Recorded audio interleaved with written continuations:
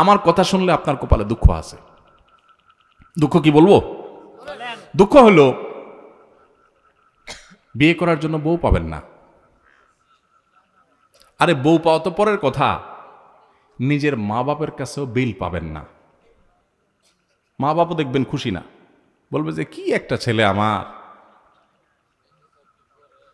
কি যে চাকরি করে। বলেন তো, পড়ালেন বলেন তো। হ্যাঁ হ্যাঁ, কি যে চাকরি করে, জামাটাও পাল্টাতে পারে নাই, কি যে চাকরি করে বাড়িটাও করতে পারে নাই, কি যে চাকরি করে কিছুই করতে পারে নাই। বাপ মাও বলবে, এলাকাবাসীও বলবে। এবং শুধু এটুকু বললে হয়তো, এক একটা আলপিন দিয়ে খোঁচা দিয়ে বলবে কি জানেন, এই যে অমুকের ছেলে এক লগে চাকরি করছে, কত কিছু করে ফেলছে। হ্যাঁ, বাড়ি দোতলা জায়গায় 3 তলা করে ফেলছে, শহরে জমি রাখছে, দোকান রাখছে, কত কিছু করছে। মাশাআল্লাহ কি সুন্দর চকচকা গায়েত করে চলে আসে। আর আমার ছেলেটা কি যে করে আল্লাহ জানে। আছে না নাই? ওই চাচা দেখবেন অনেক সময় সামনের কাতারে মুসল্লি, তসবি, ঠগাইস ঠগিস না, ঠগাইস ঠগিস না, তসবির দানা। উনি হয়তো সুবহানাল্লাহ সুবহানাল্লাহ পড়ে, কিন্তু আচরণ বলতেছে সুবহানাল্লাহ না, ঠগাইস, মানুষকে ঠগাইস, নিজে ঠগিস না। এই টাইপের তসবিওয়ালা মানুষ আছে না নাই?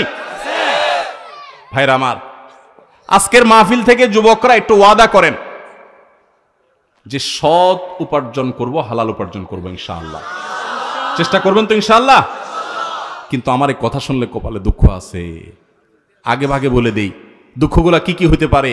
ওই যে বললাম, বিয়ে করার জন্য মেয়ে পাবেন না, কারণ মেয়ের বাবারা বলবে সরকারি চাকরি করে কিনা, সরকারি চাকরি, কারণ সরকারি চাকরি করলে চুরির টাকা আছে, আর না হলে নাই, ঘুষের টাকা আছে নাহলে নাই।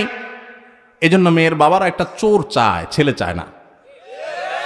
কি চায়? মেয়েটারে বিয়ে দিব ভাই, দেখেন তো একটা চোর পাওয়া যায় কিনা, সরকারি চাকরি করে কিনা। এটা তো বলে না, হাব ভাব দ্বারা বোঝা যায়। আমি সরকারি চাকরি করলেই চোর এটা বলতেছি না, কিন্তু ভুল বুঝেন না। মানে মেয়ের বাবা সরকারি চাকরি ছাড়া চাকরি কেন দিবেন, আমি সেই কথা বলতেছি।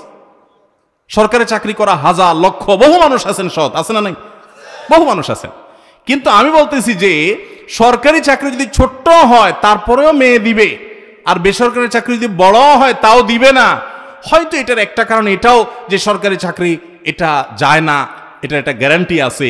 কিন্তু সাথে এটাও চিন্তা করতে হবে যে সরকারি চাকরির অনেক ক্ষেত্রে, সব ক্ষেত্রে না, অনেক ক্ষেত্রে চুরির সুযোগ আছে। তো আপনি সেটার চিন্তা করে যদি মেয়ের জামাই খোঁজেন, তাহলে আপনি তো ছেলে খুঁজতেছেন না, মেয়ের জন্য একটা চোর খুঁজতেছেন। আহা, আল্লাহ আমাদেরকে সততার সাথে জীবন যাপন করার তৌফিক দান করুন। শুনেন, এই যে ঠিক ঠিক বলতেছেন না আমার সাথে, এগুলোর জন্য পয়সা কড়িও লাগে না, মেরুদণ্ডে জোরও লাগে না। এই সস্তা ঠিক ঠিক বলা খুব সোজা। ওয়াজ মাহফিলে ঠিকও ঠিক, বেঠিকও ঠিক। হুজুর মাইক দিয়া যায় বলে, পাবলিক হুদাই ঠিক ঠিক কয়। এই ঠিক ঠিকের চাইতে গুরুত্বপূর্ণ কি জানেন? এখানে বেশিরভাগই যুবক সংকল্প করেন যে আমি চ্যালেঞ্জ নেব।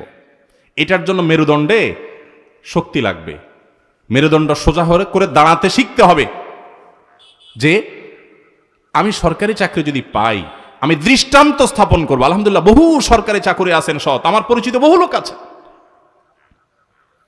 কিন্তু আমি দৃষ্টান্ত স্থাপন করে যে আমি অসৎ হব না। এটার জন্য ওই যে তীর আসবে কোত্থেকে? মেয়ের বাপের তীর মারবে, বউয়ে তীর মারবে, বাপ মা তীর মারবে, এলাকাবাসী তীর মারবে। কি চাকরি করে? যখন বিদেশ যাই প্রবাসী ভাইরা বলে, হুজুর কি বলতাম, মনের দুঃখ, এত টাকা পয়সা পাঠাই তাও মা বাপের মন বুঝতে পারি না।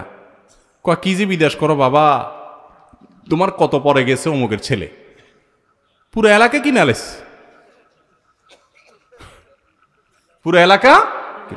আহা, চাচারা, বাবাজিরা কান খাড়া করে শুনেন, কিয়ামতের ময়দানে জাহান্নামে ওই ছেলেকে ফেলানোর আগে আপনাকে উপর করে ফেলানো হবে। কারণ আপনি আপনার ছেলেকে চুরি করতে বাধ্য করেছেন। ওই স্ত্রীকে আল্লাহ তাআলা আগে নিক্ষেপ করবেন, যে স্ত্রী তার স্বামীকে চুরি করতে বাধ্য করেছে, কারণ তার অপরাধটা আগে হয়েছে। ভাইরা আমার, সৎ মানুষের কোনো দাম এই সমাজে নাই। রাস্তা দেখবেন অমুক ভাই তমুক ভাই সালাম আলাইকুম সালাম আলাইকুম, তাই না? কিন্তু সৎ মানুষ 2 নম্বর পথে টাকা কামাই করে না। প্রত্যেকটা এলাকাতে কিন্তু কম বেশি সৎ মানুষ আছে। সরকারি বেসরকারি চাকরি করছেন বিভিন্ন ক্ষেত্রে সৎ আছে না? বহু লোক এলাকাবাসী কিন্তু চিনে কে সৎ কে অসৎ, তাই না? বেশিরভাগ ক্ষেত্রেই চিনে। এই সৎ মানুষদের কোনো দাম, আরে অন্য কোথাও তো দাম নাই, দাম নাই। এই যে মাহফিলের মঞ্চেও দাম নাই। সব দেখবেন চোর ডাকাতদেরকে দাম, ভালো মানুষের কোনো দাম নাই। কয়টা মাহফিল পাবেন যে একজন সৎ নেককার মানুষকে এনে সেখানে পুরস্কার দেওয়া হয়? আমার 24 তারিখে একটা প্রোগ্রাম আছে কসবায়। তো আমার এক বন্ধু একজন ডাক্তার, বিসিএস ডাক্তার, ওনার মাহফিল। আমি ওনাকে গতকালকে আমার অফিসে আসছিল, বলছিলাম যে ভাই, বহু পুরস্কারই তো মাহফিলে দেই, আপনার এলাকাতে আমি একটা পুরস্কার দিব, সততার পুরস্কার, একটা না কিছু পুরস্কার আমার তরফ থেকে দেব। যে যুবকরা মা বাবার কথা শুনে এলাকায় কাউকে কষ্ট দেয় না, মাস্তানি গুন্ডামি বদমাইশি করে না, এরকম ভালো ছেলেদেরকে আনবেন স্টেজে, আমি একটু পুরস্কার দিব, ওদের কপালে একটু চুমু খাবো। কারণ সততার মূল্যে এই সমাজে কেউ দেয় না। এই স্টেজ মসজিদের মেম্বার যদি না দেয় তো আল্লাহর জমিন থেকে সততা ধুয়ে মুছে চলে যাবে। মসজিদ কমিটিতেও দেখবেন যে সব চোর ডাকাত খুঁজে খুঁজে বাইর করে। আমি সবাইকে বলতেছি না, বা আবার ভুল বোঝেন না, বেশিরভাগ আমি সেটা বলছি। কয়টা মসজিদে আপনারা দেখেন যে মসজিদ কমিটিতে ভালো ভালো মানুষগুলোকে, যে এলাকার সবচেয়ে সৎ, সবচেয়েতে ভালো মানুষ, সত্য কথা বলে, ধানাই পানাই করে না, 2 নম্বরই করে না, এই মানুষগুলোকে খুঁজে খুঁজে এনে মসজিদে দায়িত্ব কয়টা মসজিদে দেওয়া হয় বলেন তো? নাই। কারণ আমরা সবাই চাই, আমরা হুজুররাও চাই যে মসজিদটা চকচক করুক, আমার কমিটির লোকজন চোর ডাকাত যাই হোক মসজিদ যেন চকচক করে। এটা কি ইসলাম? এটা ইসলাম না। আমার মাহফিলের চকচকের চাইতে গুরুত্বপূর্ণ হলো আমরা যেন সৎ হতে পারি। তো সৎ হতে হলে অনেক ঝামেলা আছে। যুবক ভাইরা, এখন আপনারা সিদ্ধান্ত নেন কে কে সৎ থাকবেন আর কে কে অসৎ থাকবেন। অসৎ থাকলে সুবিধা আছে কি? সুবিধা আছে যে সবাই বাহাবা দিবে, সবাই বলবে সফল মানুষের গল্প শোনাও, টেলিভিশন চ্যানেল ডাক দিয়ে নিবে, আর টকশোতে বলবে যে আপনি ঢাকা শহরে এসেছেন, লঞ্চের ভাড়াও আপনার কাছে ছিল না, আপনি কিভাবে এত সম্পদের মালিক হয়েছেন বলেন তো? সাক্ষাৎকার নেবে, তাই না? এবং মানুষকে বলবে সফল মানুষের গল্প। এদের সবাই যে খারাপ মানুষ তা আমি বলছি না, কিন্তু আপনি 2 নম্বর পথে কামাই করে লাল হয়ে গেছেন, সবাই বলবে মাশাআল্লাহ মাশাআল্লাহ, দেখছেন মাত্র কয়েক বছর গেছে, বিদেশ গেছে, দেখছো সব লাল হয়ে গেছে। কোত্থেকে মালিকের টাকা মেরে আনছে সেটা দেখবে না মানুষ। সবাই এরকম না, কিন্তু বেশিরভাগই যারা অল্প সময় আঙ্গুল ফুলে কলা গাছ হয় বেশিরভাগই এরকম। তো এখন অসৎ হলে সুবিধা আছে যে সবাই সফল মানুষের গল্প শুনবে, সবাই বাহবা দিবে, কিন্তু সৎ মানুষ হলে কেউ দাম দিবে না। এখন সৎ হবেন না অসৎ হবেন? তাও সৎ হবেন। আল্লাহ আপনি আমাদের নিয়তগুলোকে কবুল করে নিন। আল্লাহ আমাদের মেরুদণ্ডগুলোকে শক্ত করার তৌফিক দান করুন। অসৎ হওয়ার জন্য যোগ্যতা লাগে না, অসৎ হওয়ার জন্য যোগ্যতা, চোর হওয়ার জন্য যোগ্যতা লাগে না, সৎ হওয়ার জন্য যোগ্যতা লাগে। সৎ হওয়ার জন্য মেরুদণ্ড শক্ত থাকতে হয়, হিম্মত থাকতে হয়, সৎসাহস থাকতে হয়। বাবাকে বলতে হয় বাবা আমি চুরি করব না। তুমি অসন্তুষ্ট থাকতে পারো বাবা, আমি 2 নম্বর জিনিস তোমাকে খাওয়াবো না। আমাকে অন্যদের উদাহরণ দিবা না, আমাকে সৎ মানুষের উদাহরণ দাও। যুবকরা বলা যাবে না বাবাকে ইনশাআল্লাহ?